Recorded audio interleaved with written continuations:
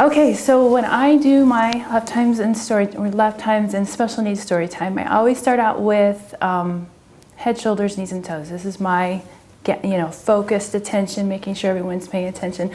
And I start off with having everyone, all right, we need to make sure everyone brought everything they need for lap time today. So let's check and see if you have everything you need. And it's funny because sometimes at this point you get some confused looks on the older one's faces like, oh my goodness, was I supposed to bring something today? All right, let's check and see. Did you bring your head?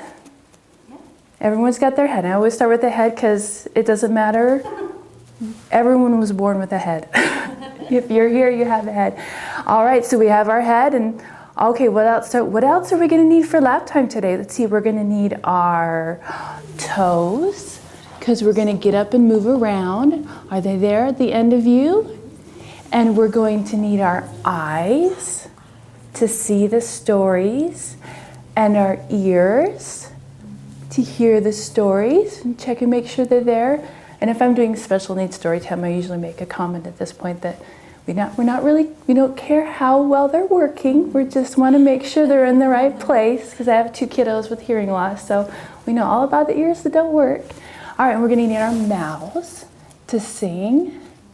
And usually by this point you can see that they're catching on as to what song we're doing. If they still look a little lost, then I'll move on to the shoulders and the knees, and then we go into head, shoulders, knees, and toes. And by that point, all the kids, they're focused, they're ready.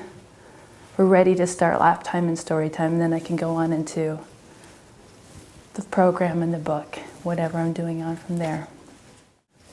This is one of my favorite things to do in lap time and story time, is the monkeys and the alligators. Now this is my friend Mr. Alligator, and not only does he like to eat monkeys, but he also enjoys nibbling on toes. So as he goes around snatching up monkeys, he's going to come around and nibble on your toes. If you want him to nibble on your toes, make sure they're out there where he can reach them. If you don't want him to nibble on your toes, just tuck them away where he can't see them and he will leave you alone. And then I can go through the lap time wing and nibble on the toes. And the kids love it because the monkeys and the alligators is one thing that everyone wants. Everyone wants to have that monkey snatched off their finger, but there's only 5 monkeys and there's 50 or so kids. So this is a good way that everyone gets to be involved with the alligator, unless they want to. And this one will only work if the area is about half to 3/4 filled. Beyond that, there's just too many kids and you're not going to have enough time to go through and nibble on all the kids' toes by the end of the song.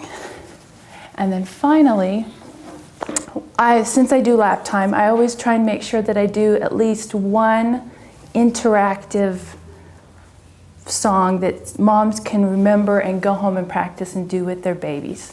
And so I always, at this point, I just have little ones with me, so I'll say, all right, so for my next song, I'm going to need my demonstration model.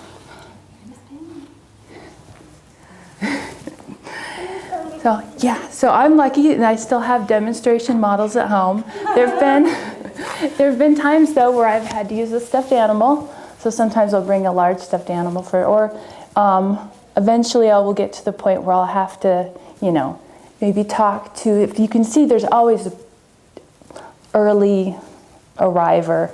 You can tell they're really brave because they're already talking to you and they're telling you about the books. And so you approach mom beforehand and say, hey, would it be okay if I use this little one? Because it's usually something that involves tickling or jumping them up and down, something like that.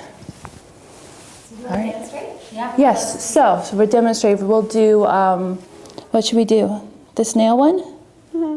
Slowly, slowly goes the garden snail. Slowly, slowly up the garden trail. Quickly, quickly goes the little mouse. Quickly, quickly all around the house. They never outgrow it.